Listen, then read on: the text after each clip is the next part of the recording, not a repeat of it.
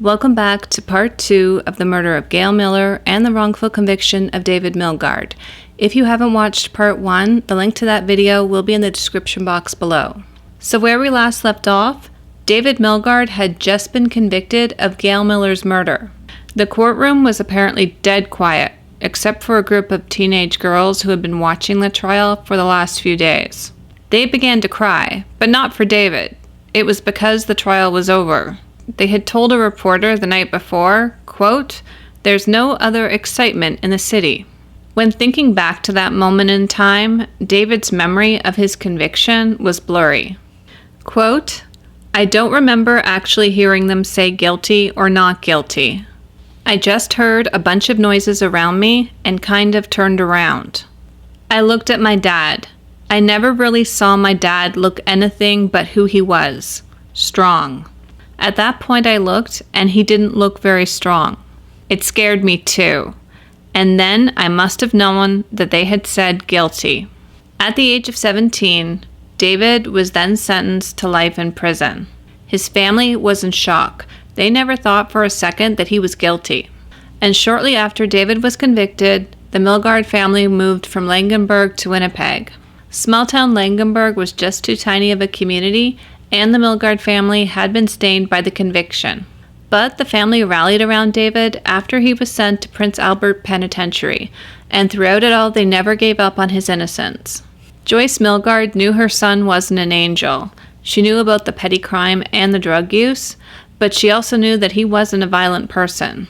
And David wasted no time filing an appeal less than 1 week after he was sentenced. Quote, "I ended up getting a typewriter, and I was typing inside the prison where everybody was open front cells, cages, and people could hear me, and everybody was so upset at this young guy trying to type all night." In a February 11th, 1971 article in the Saskatoon Star-Phoenix, it was reported that 2 people had applied for the $2,000 reward that was being offered by the Saskatoon Police Department.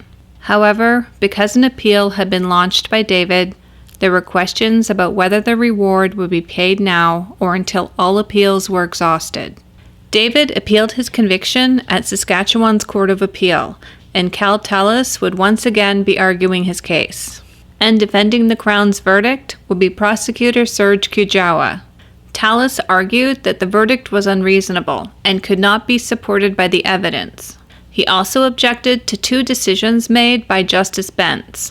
The first was allowing evidence regarding Ron Wilson's blood type, and the second was the cross-examination of Nicole John's original statement in the presence of the jury.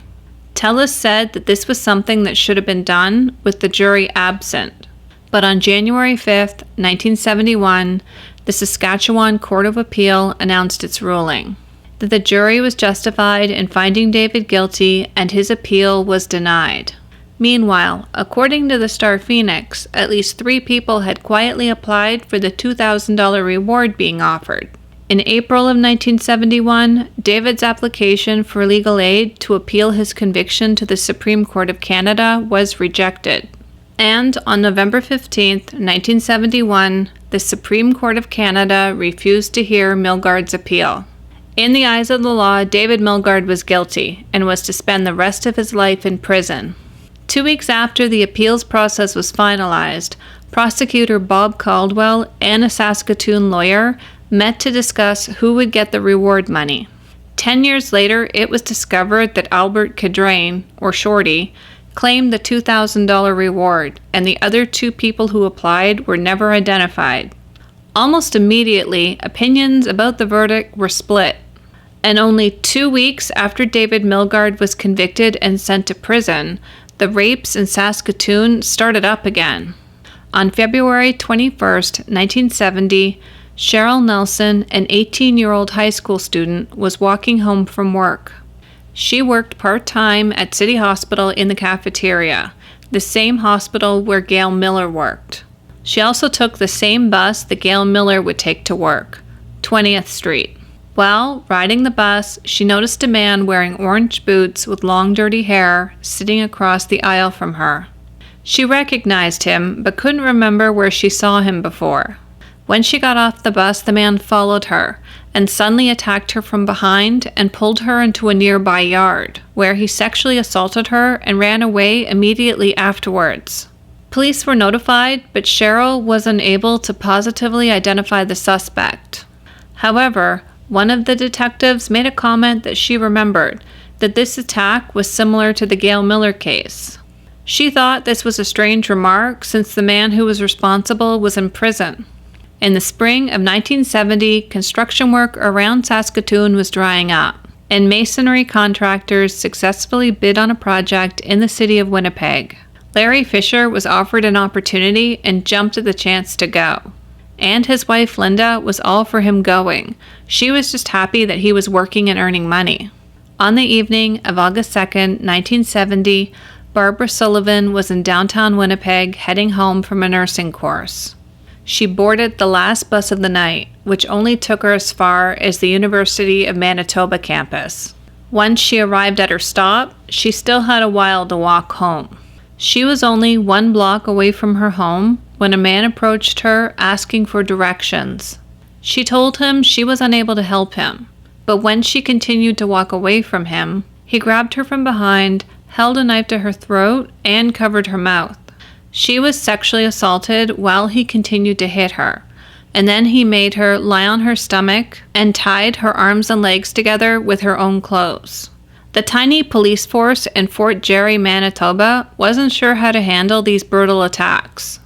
Detective Lauren Huff, who was with the force at the time, said that in his 26 years as a police officer, he had seen all kinds of offenses, but this one was hard to forget. And Larry Fisher gave no indication that he was the one responsible. He worked 40 hours a week minimum, often putting in overtime. On September 19th, Mary Preston, an 18-year-old first-year dentistry student, took the bus downtown back home in South Winnipeg after an evening at the pub with friends. She got off the bus about 4 blocks away from her home when a man came up from behind her and put his hand over her mouth. She started to struggle and scream, but this didn't stop him. However, he failed to notice that a neighbor close by had heard Preston screaming and called the police. Larry Fisher had finally been caught in the act, and right away he started confessing to the other rapes that had been taking place around Fort Garry. His wife Linda was in shock. She was in denial and didn't want to admit that he was capable of doing what they were accusing him of. But soon she learned that not only had he confessed to the assaults in Winnipeg, but similar attacks in Saskatoon, except the one on Gail Miller, of course.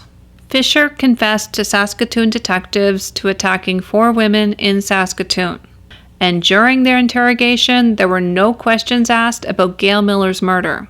They never even considered him as a possibility. As far as they were concerned, the right man was in prison. But police had more than enough cause to reopen the case based on what they just heard. And in Gail Miller's case, the trail of evidence led to Shorty's house. It was the right house, just the wrong person. Even Fisher's wife was convinced that Larry could be responsible for the murder when she had a chance to reflect on everything. In a Manitoba court in May of 1971, Larry Fisher would plead guilty to 2 charges of rape, 1 charge of robbery, and 1 possession of an offensive weapon. He was sentenced to 6.5 years to be served concurrently. But strangely enough, he was not sent back to Saskatoon to stand trial for the attacks that took place there. Fisher was sent to Regina instead, where he pled guilty to all charges. Serge Kujua was the prosecutor on the case, the same prosecutor who argued against David Milgaard's appeal less than a year before. And there was no media present in court when Larry Fisher pleaded guilty in Regina and was quietly sentenced to 13 years in prison. That's not entirely true. I did find this tiny little press blurb on page 12 of the Star Phoenix, just below the obituaries, where no one ever looks, of course. And it's incredibly vague. It makes no mention of how many victims he attacked in Saskatoon or where the crimes were even committed. David, of course, knew about none of this. If he did, he could have used this information for his appeals. This would be the beginning of what David Milgaard and his legal team felt were multiple cover-ups by police and prosecutors. In a 2021 interview, David would be quoted as saying, "I believe the prosecutor himself somehow really knew what was going on in this situation, and more for his own self-preservation than anything else, he decided to continue to suppress this information." In 1992, the Canadian press would report that new evidence suggested former Saskatchewan Premier Roy Romanow and senior Justice Department bureaucrats knew that there were doubts about the Milgaard conviction since 1971. And at a press conference, Joyce Milgard revealed to reporters that a former Saskatchewan Justice Department employee said he was there when David's file and Larry Fisher's file were taken together into a department meeting back in 1971. The secret meetings allegedly included Roy Romanow, who was Saskatchewan's justice minister back then, and Serge Kujawa, the prosecutor who argued against David's appeal and who handled Fisher's rape conviction. Coincidentally enough, Kujawa later went on to work in Romanow's government. According to the Leader Star News, in a written memo from Kujawa to Premier Alan Blackeny dated December 1971, he wrote that Fisher had just confessed to the Saskatoon rapes, and Kujawa wanted to move forward with these charges as soon as possible. This memo was written just weeks after Milgaard had exhausted his last chance to appeal his conviction for Miller's murder. Milgaard's attorney claimed that someone in the Saskatchewan government didn't want the public to be informed of Fisher's 1971 confession to the sexual assaults around Saskatoon, because it would have raised questions about whether he was to blame for Miller's rape and murder. It's important to note that Milgaard wasn't in Saskatoon during the time that Fisher was terrorizing the women of Saskatoon. And while the police were keeping quiet about Larry Fisher, they conveniently forgot to notify his 4 victims about his arrest. They didn't find out that Larry Fisher had been arrested and convicted for their assaults until 20 years later, in 1991. After he was convicted, Larry Fisher was sent to Prince Albert Penitentiary, the same prison where David Milgaard was being held. Talk about rubbing salt in the wound. David's first 2 years behind bars were most likely the most challenging. He was only 17 years old, being held in a maximum security prison. On August 4th, 1971, a prison psychiatrist report described Milgaard as a, quote, frightened young inmate, adding that he claims his innocence and doesn't appear to be the criminal type. And a staff psychologist noticed that he had a strange relationship with the other inmates. They either seemed to be amused by him or respected him. Eventually, he would be subjected to a variety of attacks, but held his own and stood up for himself. His defiance caused him to rack up 31 institutional offenses during the first 18 months of his sentence. There were multiple suicide attempts as well. One time, he jumped out a second-story window. And in the fall of 1971, he swallowed some wires and required emergency surgery. He even went on a hunger strike, although he admits these were more cries for help than suicide attempts. What he really wanted was to be transferred to Stony Mountain Institution near Winnipeg, so he was closer to his family. There was also a shit ton of wrongful diagnoses from prison psychiatrists. One said he had antisocial personality disorder, but he wasn't psychotic nor neurotic.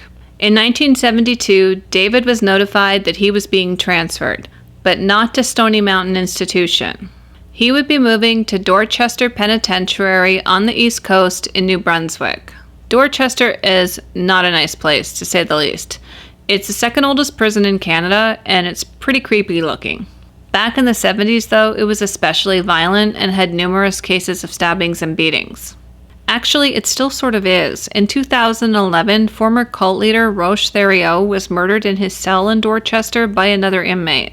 While he was at Dorchester, Milgaard was often put into solitary confinement, and the guards would entertain themselves by throwing tear gas into the cells. In March of 1973, David managed to escape from Dorchester.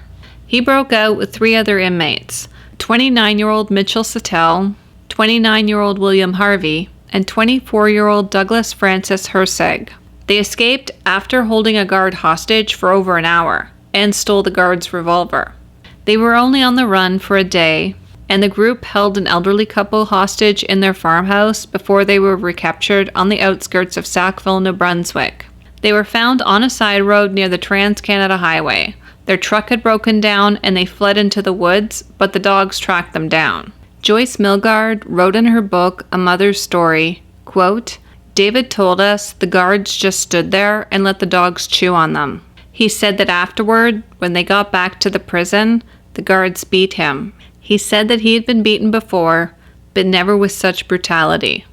Along with the other inmates, Milgard received another 3 years for the prison break, and 6 years for armed robbery to run concurrently with his other sentence. In 1976, he was finally approved to be transferred to Stony Mountain Institution, and by 1977, he was able to apply for day parole. This would be the first of over 20 applications he would submit. But the parole board wouldn't even consider him eligible until he admitted and atoned for his crimes. Which I guess makes sense if a person is guilty, but it creates quite the conundrum if a person is wrongfully convicted. The parole board had an incredibly arrogant attitude towards David's family as well, telling them that their belief in his innocence was slowing down his process of his re-education. Milgard was in a catch-22. The parole board was holding his claims of innocence against him, and he would be denied day parole on October 5th, 1977.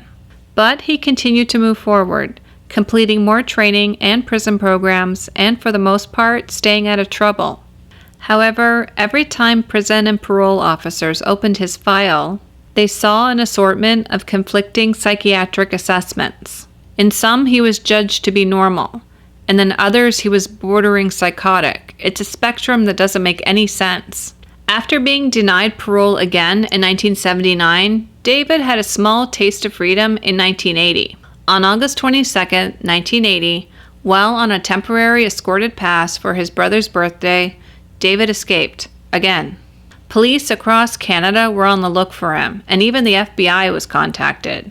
He somehow made it from Winnipeg all the way to downtown Toronto. He lived under the name David McAdam and even found a job selling encyclopedias over the telephone. He eluded police for 2.5 months until he was apprehended on November 8th. They actually chased David through an alley and thought they saw him reaching for a gun. So they shot him in the butt, just inches away from his spine. And even though the officer had just shot an unarmed man in the back, he was later cleared of any misconduct. David's escape, as well as being shot by cops, was his mother's breaking point. Joyce Milgard realized she could no longer rely on pleading David's case to the parole board, as this was going nowhere. Quote, "Once David escaped, that's when I really took on the role as investigator. Really, at that point, the whole family did. There was no way they were going to let him out. They were going to throw away the key once they got him back there. The only way we were going to get David out is to find out who really did it." She cashed out her retirement savings, and on December 30th, 1980, she announced that the family was offering a $10,000 reward for anyone who had information that would exonerate David. She publicized the offer all over Saskatoon. She gave interviews and pleaded with the public to come forward if they had information about the murder. She then ordered transcripts of David's preliminary hearing and trial and analyzed them carefully, finding numerous errors and inconsistencies, and came to the conclusion that the Crown's case was ridiculous. The prosecution's case in a nutshell was that David had gotten his car stuck. He then randomly raped and murdered a total stranger and then got the car working again, and then drove several blocks where he went into a motel and acted completely normal. And all of this occurred within a few minutes. None of it made any sense. The Milgard family in their heart always felt that David was innocent, but the court transcripts proved to them that they were right, and this made them more determined than ever to get him out. The reward got the public's attention, but most of the leads went nowhere. They were just people trying to make a quick buck. Joyce soon figured out that the case rested in the hands of those who testified at the trial against David. She needed to find them and convince them to tell the truth. She received help from a freelance journalist named Peter Carlisle Gorge. When he learned more about the case, he became convinced a huge injustice had occurred. Quote, "In my view, David Milgaard is as much of a victim of a heinous crime as Gail Miller was. The only difference is that the state, not an individual, was the perpetrator of the crime against him." In 1981, Joyce and Peter tracked down Ron Wilson. He was living in Regina, Saskatchewan, and agreed to talk to them, although he acted uncomfortable. He told them that in his first statement he gave to police, David wasn't out of Wilson's sight for more than a few moments of the day the murder took place. But by the time he was on the stand to testify at the trial, Wilson claimed that David and Ron were apart for around 20 minutes. Ron said the police were pressuring him to change his statement, and that 10 years later he didn't think that David was guilty. Nicole John was a little harder to find than Ron. She had gotten married and changed her last name, and at first declined to speak with Joyce, but later changed her mind as long as she could bring her lawyer to the meeting. Her memories of the events from 12 years ago were hazy. She had no memory of seeing a knife on the trip to Saskatoon, or seeing anything in the lane when the car got stuck. She also didn't remember giving a witness statement for police, or being held against her will in a jail cell for her interrogation. Joyce was understandably frustrated by Nicole's lack of memory, but this didn't stop her from moving forward and search for anyone who might have information about the case. She spoke with George Lapchuk, one of the Crown's last-minute witnesses, who admitted he was on drugs the night that David supposedly reenacted the stabbing in the motel room. He also admitted he was given a lighter sentence for the armed robbery charge shortly after he testified. They also interviewed a woman named Deborah Hall, who was also in the motel room that night but was never called to testify at trial. She said that Melnick and Lapchuk's story was a lie, and that David had joked about the news but didn't reenact a stabbing. And finally, Joyce was able to interview Shorty, who she soon found out was under intense pressure by police, so much so that it really messed with his mind. They also spoke with Shorty's younger brother, Dennis, and after doing so, it became clear that Shorty was mentally unstable and was terrified that Milgaard would get out of jail and kill him. So far, Joyce's research had uncovered several issues with the Crown's case. The timing of the murder didn't make any sense at all. The star witness had zero credibility. The police had obviously pressured witnesses into changing their statement, and the last-minute witnesses clearly lied and should have never been called in the first place. Meanwhile, Saskatoon Police Department was getting a bit agitated with Joyce's snooping around. The case, as far as they were concerned, was closed, and the department started contacting original witnesses and told them not to talk to Joyce or Peter. Completely inappropriate behavior. In a free country, people can speak to whomever they choose. Eventually, Joyce's efforts to exonerate David caught the attention of Howard Shannon, who had worked with David at McLean Hunter and who believed in his innocence. He offered to pay for high-profile Saskatchewan lawyer Tony Merchant, who believed the police's behavior with Ron and Nicole was corrupt. Quote, "There was considerable reason to believe that they took these witnesses and sweated the living heck out of them because the police were under tremendous pressure with their inability to solve this crime. At this point, they had uncovered a ton of inconsistencies, but nothing to prove that Milgaard didn't murder Gail Miller. Fresh evidence was needed in order for the courts to take up the case. Tony Merchant realized that the best chance in reopening the case was getting original witnesses to tell the truth, that the police pressured them into changing their statement. But for this argument to work, the witnesses would have to come forward and file a complaint, and this wasn't going to happen anytime soon. The parole board, for the time being, continued to deny David parole, and they clearly weren't impressed by his attempted escape. On January 6, 1980, after serving 2/3 of his sentence, Larry Fisher was released on mandatory supervision.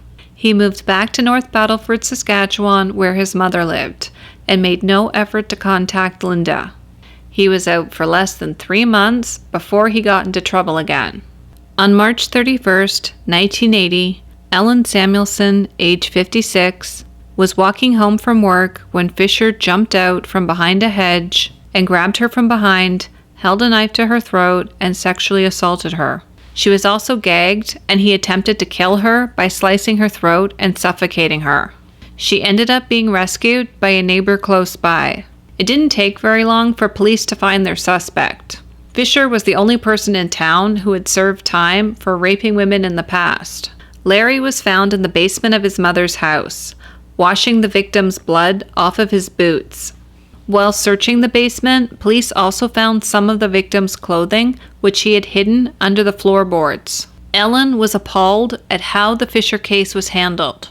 Quote, "I feel that it is outrageous and despicable that the government would rather release Fisher without conducting a thorough and honest investigation into mounting evidence that he murdered Gail Miller, as well as trying to murder me."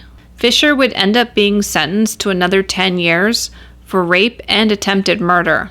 However, this time, Larry Fisher's crimes weren't ignored by the media.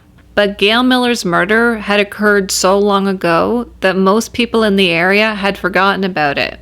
One individual, though, that hadn't forgotten about it was Linda Fisher, Larry's ex-wife. After she read about the attack in North Battleford, she became convinced more than ever that Larry was responsible for Gail Miller's murder. Also in her mailbox was a flyer offering a $10,000 reward to help exonerate David Milgaard. And her boyfriend encouraged her to go to the police station and tell them what she knew. Quote, "I gave the police a one-page statement listing the reasons I could think of why I felt David Milgaard was innocent and Larry Fisher had committed the crime. They didn't look at me as if I was lying. They took it seriously, I thought. But it didn't seem like the police took her statement seriously at all. And the police now knew about the $10,000 reward that Joyce was offering, and were offended by the accusation that they had put an innocent man in prison. Saskatoon police didn't even bother to question Fisher about the allegations. The case, as far as they were concerned, was closed.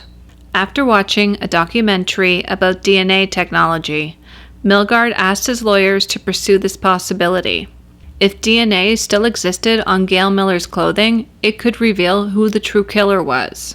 And fortunately, all of the original exhibits from the Milgaard trial were still available, which is highly unusual. After all legal appeals are exhausted, the exhibits are usually destroyed.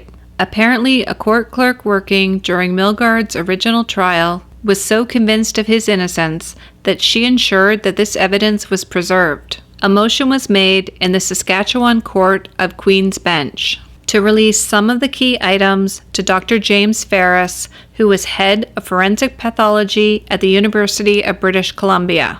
Ferris agreed to review the evidence free of charge. Samples were taken from Gail's underwear and girdle, but unfortunately Ferris couldn't find enough DNA to run a thorough analysis. So in Canada, we don't really have clemency or pardoning laws like they do in America. Our premiers and our prime minister can't pardon prisoners for their crimes or reduce their sentences. Only the Parole Board of Canada can, under the Criminal Records Act. Under the Criminal Records Act, the Parole Board of Canada can issue, grant, deny, and revoke pardons. The only other option is to apply to have the case heard by the Supreme Court of Canada, or a direct appeal to the Federal Minister of Justice to review the case. But the only hope of convincing the Justice Minister to even consider this was to come up with new evidence. In 1989, a former member of the jury that convicted David Milgaard in 1969 came forward, saying he was mentally unstable at the time and not strong enough to pass judgment on Milgaard's guilt or innocence. His name was Fernley Cooney, a part-time janitor in Saskatoon. Cooney said he had a mental breakdown in 1962, and between then and 1969, he was in and out of mental hospitals. In 1970, while he was out of the hospital but put on medication, he was informed he had been picked for jury duty at Milgaard's murder trial. Cooney said because he was embarrassed about his mental illness, he never told anyone that he wasn't mentally competent to serve. He originally felt that Milgaard was innocent, but the jurors that felt that Milgaard was guilty pressured the others. until he was the only one left supporting a not guilty verdict. He eventually caved to the pressure, but felt that if he was mentally well, he would have been able to force a hung jury. Quote, "I shouldn't have been on that jury. If it had happened when I was younger, I wouldn't have let somebody persuade me. At that time, I could be persuaded." In October 1989, Chief Joe Pencala issued a press statement saying that he was not worried about the report that said evidence he gathered back in 1969 wrongfully convicted David Milgaard, and said that everything he did was truthful. In November of 1989, after almost 20 years, the Federal Justice Department was seriously investigating Milgaard's claims of innocence. He had retained a new lawyer, David Asper, who filed an application for retrial. By 1990, David Milgaard's application to the Federal Department of Justice was starting to get some attention in the media. However, in April of 1990, the Justice Department admitted to the Leader Post newspaper that David Milgaard's file had never come up for review, even though his lawyers had submitted the application 14 months earlier. In other words, they were dragging their feet. And within this 14-month time period, there had been a federal election, and there was a new Justice Minister, Kim Campbell. In May of 1990, Joyce Milgard was done with the games that the government was playing, and tried to hand some documents to Kim Campbell personally. And I'll show a little clip of the video, but it's incredibly uncomfortable to watch. Kim Campbell was just incredibly rude, and the Canadian media happened to be there to capture the moment. Joyce Milgard paces anxiously. She's waiting for Federal Justice Minister Kim Campbell to give her a report she says may prove her son David's innocence. I'm sorry, madam. If you want your son to have a fair hearing, don't approach me personally. I'm sorry. It's quite an. Take a look at what she's got. I'm sorry, but I want her son to have a hearing that will withstand scrutiny by the court. We can't comment on the substantive. Excuse me, please. Can we just Sorry. Just a simple report. Sorry. It's very important. We cannot comment on the substance of the report. Thank you very much. I tried. All I wanted to do was let her have the Ferris report, which her department has had since 1988, and she claims she hasn't seen it. Campbell later said, quote, "The minister's impartiality would have been jeopardized if she accepted the documents." Fair enough. But she could have handled that moment with a little bit more grace. Joyce Milgard also revealed in an interview that she had recently traveled to Saskatoon, and she spoke with a person who gave a statement to police in 1980 naming a man she believed was the real murderer. This individual was Linda Fisher, and for over a decade, Saskatoon police had done absolutely nothing with this information. In May of 1990, as Larry Fisher was finally being investigated by the RCMP for Gail Miller's murder, the press learned that Larry had been questioned by police briefly 4 days after the murder took place. However, no one at the time realized the significance of this interview, supposedly. And by now, the Justice Department was furious with Joyce Milgard. Her lawyer told her that the department said that she was ruining the investigation. And to that, she said, "What investigation? They've had this information since 1980.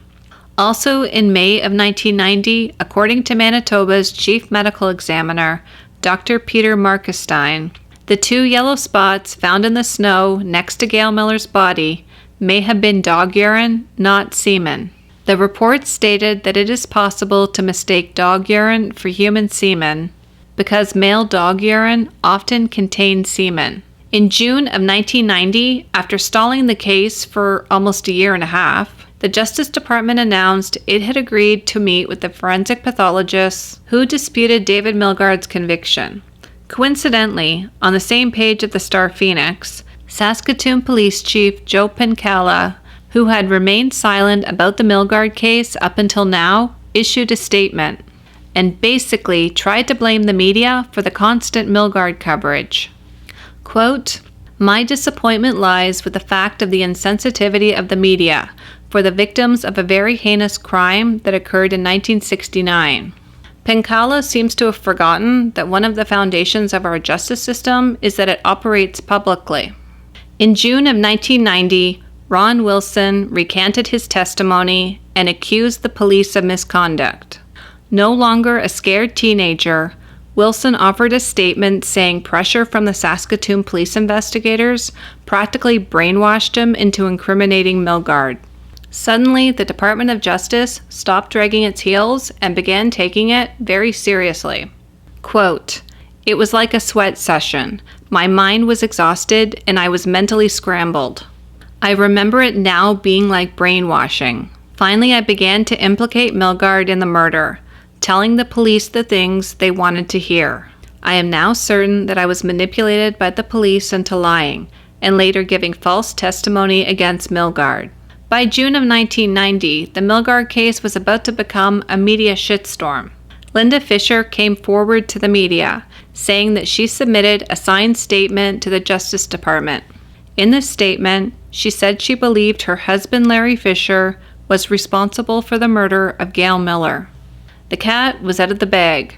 Canada was about to learn about Larry Fisher, his past rape charges in Winnipeg and Saskatoon, and that he lived in the basement of Shorty's house.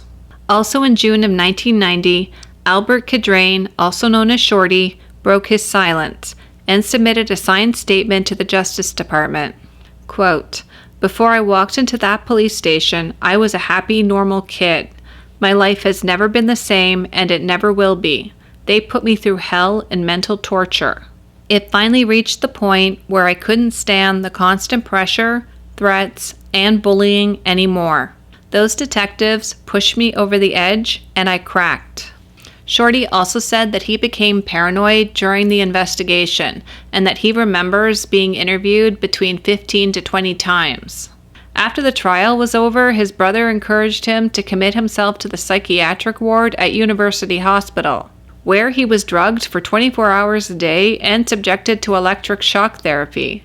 In the meantime, the Justice Department was still taking its sweet-ass time on the case, but Joyce Milgard wasn't. In late August of 1990, it was announced that she was interviewed for the television show A Current Affair, and it would be airing in a few weeks. This was most likely really embarrassing for the Canadian government. It's one thing for a Canadian news organization to investigate and to bring attention to a suspected wrongful conviction case, but when Canada makes international news, it's usually for all the wrong reasons. And it tends to attract attention that the government would rather not deal with. Joyce Milgard said she contacted the show because she was frustrated by the lack of Canadian television coverage. There had been plenty of print stories up until this point, but the CBC had not really aired anything outside of Winnipeg. And on the east coast of the country, no one knew anything about David's case. Shows like The Fifth Estate or W5 had yet to cover the story. In the 1990s, the show A Current Affair was seen by about 25 million people in the US, as well as being broadcasted in Europe and in Canada. And to the producer of the show, it was worth crossing the border to cover the story. Saskatoon Police Chief Joe Pankala was apparently too terrified to talk to A Current Affair's producers, as he refused to be interviewed on camera. By December of 1990, David's case was still lost in bureaucratic limbo. It was reported that some senior officials in the Justice Department believed that the department lawyer, Eugene Williams, had purposely mishandled the investigation and was trying to rewrite his report before handing it to Justice Minister Kim Campbell. Milgaard's lawyer said that concerns about Williams grew when he met with other Justice Department officials back in October of 1990, saying, quote, "There is a very clear bias against our client." Honestly, I think this is the point where the Justice Department was secretly hoping that Joyce Milgard would just give up and go away, but that wasn't going to happen. In February of 1991, Justice Minister Kim Campbell refused to intervene in the murder conviction of David Milgaard. I don't think she was truly prepared for the blowback she was about to receive for this decision. She is quoted as saying, "I have concluded there is no reason to believe a miscarriage of justice is likely to have occurred in this case." Oh, how wrong she was. She also acknowledged that it is quite coincidental that a man who would be convicted of more than one rape lived about a block away from Miller, but there was no evidence to connect him with the slaying. David was understandably devastated by this decision. A private detective, Paul Henderson, who spent more than a year on the case, speculated that the only possible explanation for the refusal to reconsider the case is that the government doesn't want to admit its own mistakes, that they have kept an innocent man in prison. They don't want to admit they screwed up.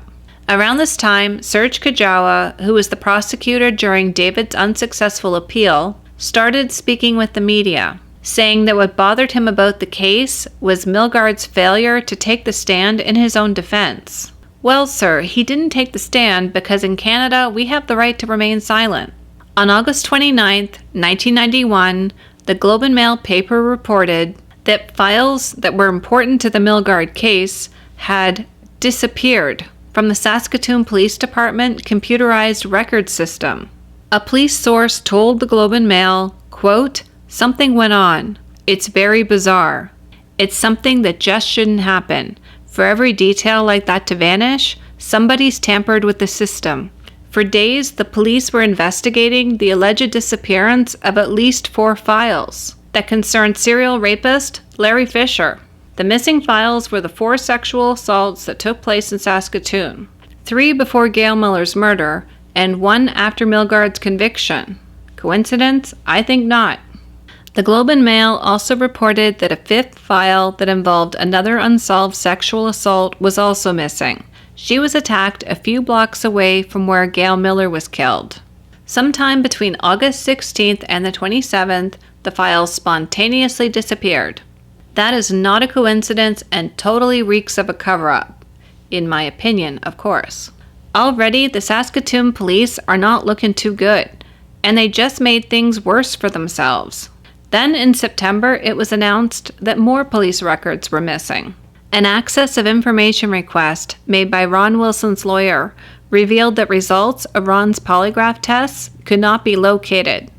Shortly after, Joyce Milgard held a peaceful protest outside the hotel where Prime Minister Brian Mulroney was holding a speaking engagement. She and other supporters held candles, one for each year David had spent in prison. Prime Minister Mulroney actually met with her and told her she was courageous. By October of 1991, public pressure was starting to mount on Justice Minister Kim Campbell. Milgaard's lawyer had filed a second application citing new evidence. Plus, there was the little conundrum of the missing police files that were looking more and more suspicious. On October 1991, former police chief Joe Pincala had a full-blown media meltdown, saying that he had had it with the rumors and innuendos when it came to the Milgaard case. And in late October of 1991, Milgaard was quietly transferred to a minimum security annex at Stony Mountain Penitentiary.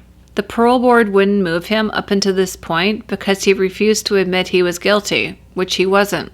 But shortly after Joyce Milgard met with Prime Minister Brian Mulroney, and a phone call came in from his office, the Parole Board of Canada seemed to have a change of heart and approved the transfer. However, they once again denied parole. The court of public opinion can be a powerful thing, and Kim Campbell was starting to have second thoughts about not reviewing the Milgaard case. There was a constant media focus on this case, as well as her boss, Brian Mulroney, publicly met with Joyce Milgard. She was running out of excuses, so in November of 1991, Kim Campbell finally agreed to refer David Milgaard's case to the Supreme Court of Canada. The case was literally fast-tracked to the Supreme Court, which never happens. Within a month, it was being argued. The former prosecutor for the Saskatchewan Appeals Court, Serge Kajawa, who was now an NDP MLA, had some choice words about the Supreme Court review. Apparently, Serge needed to educate himself about the Canadian Charter of Rights and Freedoms, which granted didn't exist back in 1969, but was now the law of the land in 1991. He stated in the Winnipeg Sun, quote, "It doesn't matter if Milgaard is innocent. I'm not primarily concerned with his guilt or innocence. What I am concerned with is you and the lawyers are selling us down the river. The whole judicial system is at issue. It's worth more than just one person." Needless to say, after issuing that horrific statement, other members of the provincial government started distancing themselves from Mr. Kajawa. Meanwhile, Eddie Hurst, who was a Saskatoon police detective on the Milgaard case back in 1969, admitted to meeting with Larry Fisher after denying that he ever did. In October of 1970, Karst had traveled to Winnipeg to interview Fisher about 4 Saskatoon sexual assaults. Fisher's confession to these 4 attacks, as we know, would mysteriously disappear suddenly from the computer system, but that's not the only suspicious incident. On top of this, other police sources say that Eddie Karst should have never been assigned the Fisher case at all, because he was in the homicide division, not the division that handles sexual assaults. So who approved this? Who ordered him to go to Winnipeg, and who else went with him? I believe that Eddie Karst and others on the Saskatoon police force knew almost from the beginning that Larry Fisher was the real killer, and that was the reason for this highly unusual trip. In January of 1992, the Supreme Court of Canada finally took up the David Milgaard case. It was highly publicized, and the Supreme Court of Canada was kind of in uncharted territory. They had never taken up a case this way before. And on October 14, 1992, the Supreme Court of Canada overturned David Milgaard's conviction. They said in their ruling that new evidence, together with existing evidence, quote, could reasonably be expected to have affected the verdict. However, they also said that they were not satisfied beyond a reasonable doubt that David Milgaard was innocent of the murder of Gail Miller, which meant the province of Saskatchewan had the option, however unlikely, to try him again. The day after the Supreme Court of Canada's verdict, Saskatchewan Attorney General Bob Mitchell decided not to try David Milgaard a second time. David was finally free. However, his name wasn't cleared, and reaction from the public was mixed. He had tons of support, but there were those who were afraid of him too. Gail Miller's family was understandably devastated, and their story had kind of been lost through this entire fiasco. The day after the Supreme Court verdict, they said they wanted a public inquiry into the case. And there were still a ton of unanswered questions. Why did the Saskatoon police fail to pursue similarities between Larry Fisher's crimes and Miller's murder when they took the confession from Fisher 9 months after Milgaard's conviction? And Milgaard's defense lawyer, Cal Tellis, didn't know at the time of the original trial that police were originally looking for connections between the unsolved rapes in Saskatoon and Miller's murder before they zeroed in on Milgaard. Why didn't the Crown or the police disclose this information to him? Why did the Saskatoon Police Department and the Provincial Justice Department choose to issue a direct indictment against Fisher in Regina when he should have been sent back to Saskatoon to face charges there? Why were Fisher's victims never notified of his arrest or his conviction? Why was Fisher's guilty pleas for the Saskatoon rapes delayed until after Milgaard's appeals were exhausted? And then there's the issue of the supposed missing files. After doing some digging, Milgaard's lawyers uncovered that one of the files went missing as early as 1974. Individually, there may be some very simple answers to these questions, but when added all together, the whole thing stinks of corruption from top to bottom, in my opinion, of course. So David was now free, but the Canadian government had no plans to compensate him for the 23 years they stole from him, and refused to hold a public inquiry. As far as Saskatchewan's Justice Minister Bob Mitchell was concerned, there wasn't anything to inquire into. As the Supreme Court ruling stated, there was nothing improper with either the police investigation or the trial. Bob Mitchell was also refusing to lay charges against Larry Fisher for Gail Miller's murder, saying, quote, "There's nothing more to be done with it. It's something I think we should all just try to put behind us and carry on with life." That wasn't going to happen. Things were just getting warmed up. Completely unrelated to the case, but still significant, in May of 1995, Albert Cadrain, or Shorty, was shot and killed by a hunter in Mission, British Columbia, who apparently mistook him for a bear. The whole story sounds a little sketchy, to be honest. Shorty was apparently checking on a marijuana crop, and the hunter was only about 80 feet away when he was shot. I mean, it is a possibility, but the whole marijuana thing factored in, I don't know. It just sounds a little weird. In 1995, another man named Guy Paul Moran, who was convicted for the murder of a little girl in Ontario and who had spent 10 years in prison for the crime, had just been cleared by DNA testing. DNA tests had greatly improved since Milgaard's previous tests in 1988 and 1992. He contacted Moran's lawyer, James Lockyer, who would join David's legal team, and negotiated with the Federal Justice Department for DNA testing.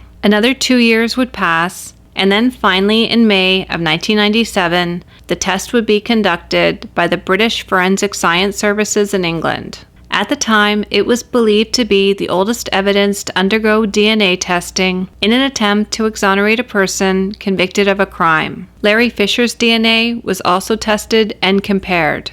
And on July 19, 1997, 27 years after being convicted, it was announced that DNA tests officially cleared Milgaard. Not only that, but the DNA sample conclusively matched Larry Fisher. But the Saskatoon police were still reluctant to file charges against Larry Fisher, saying that if the DNA results were released by David Milgaard's lawyers, they would consider Larry Fisher as their prime suspect, but in the meantime, they had no plans to charge him, insisting that they don't have enough evidence to make an arrest. Bob Caldwell and Serge Kajawa, the two men who prosecuted David Milgaard, immediately issued a public apology for the failing of the system, but they also maintained that they did nothing wrong.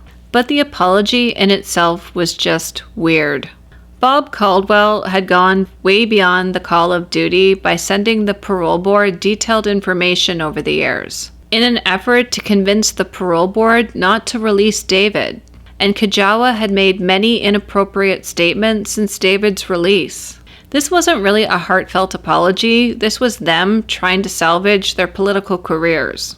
The Saskatoon police, however, outright refused to make an apology, or even admit they made a mistake. Instead, the police chief just blamed press hysteria over the case, and that the media was just stirring up controversy.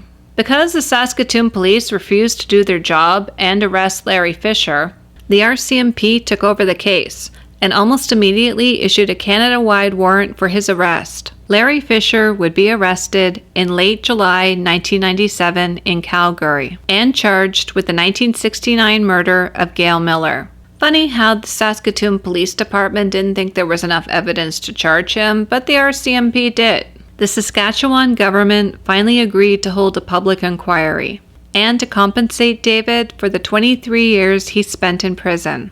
They really didn't have a choice. If they fought compensation, they would lose and end up costing the taxpayers more money. In 1999, David Milgaard was given a $10 million compensation package from the provincial and federal government.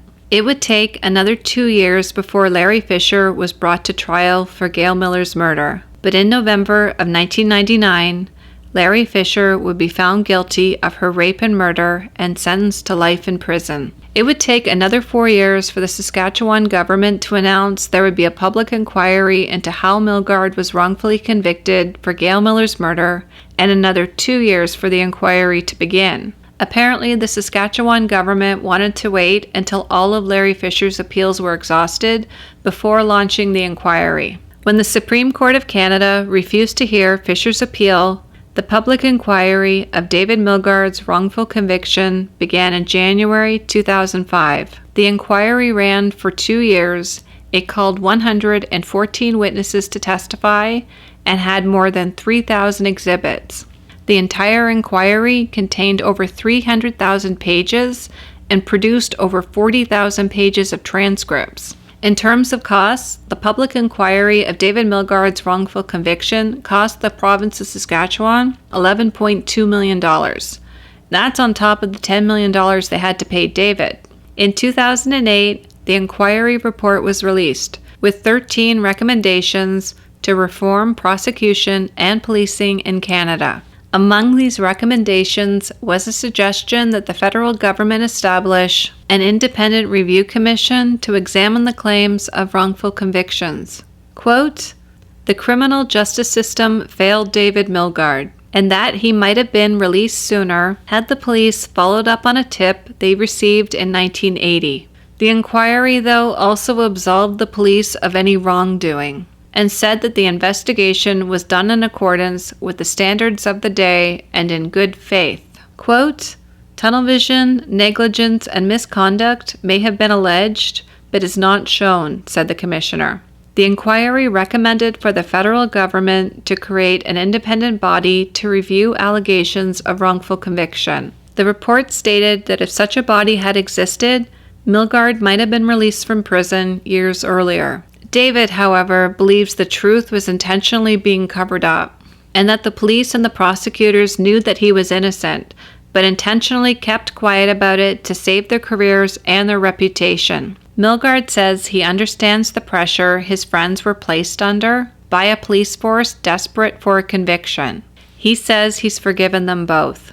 Quote, Nicole John was kept inside a jail cell until she did what they wanted her to do. Wilson was told that he was probably going to be charged with murder if he didn't do what they wanted him to do. In the end, none of the questions regarding the alleged Larry Fisher cover-up were ever answered.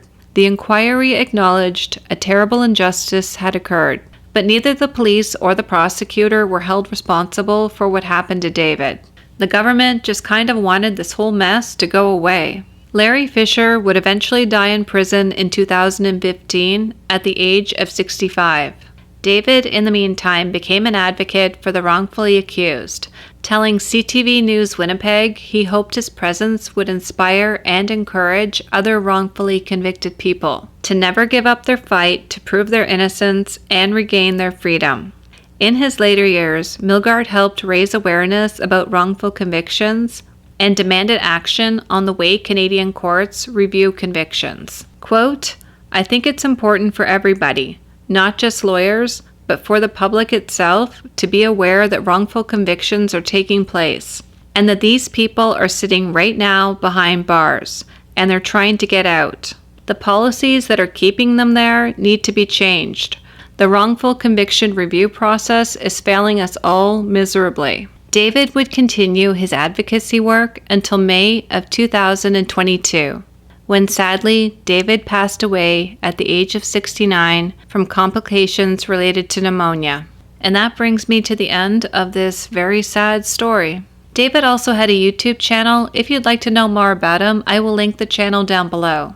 Thank you so much for taking the time to hang out with me. If you enjoyed this video, please hit the like button. I think I'm going to cover more of these wrongfully convicted cases. While I was researching this one, I discovered there were quite a few that have kind of been lost in history. If you would like to support my channel, you can go to Buy Me a Coffee to donate. The links to all my socials are also down below.